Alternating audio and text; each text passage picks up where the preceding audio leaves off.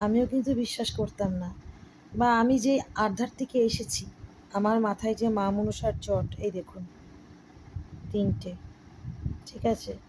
মা মনসার জট, বা আমি যেই আধার থেকে চলে এসেছি, কেমন করে এসেছি, কী করে যে জ্ঞান অর্জন করেছি, আমি কিছুই জানি না। আমার বাড়িতে অনেক ভক্ত আসে, বহু লোকের কাজ করেছি।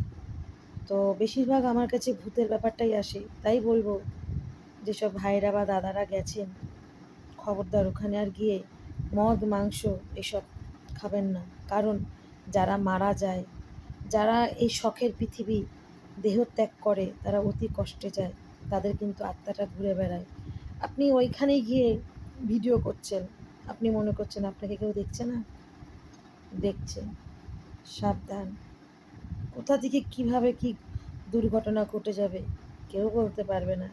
চ্যালেঞ্জ জীবনের সাথে নেবেন না। জীবনটা আমাদের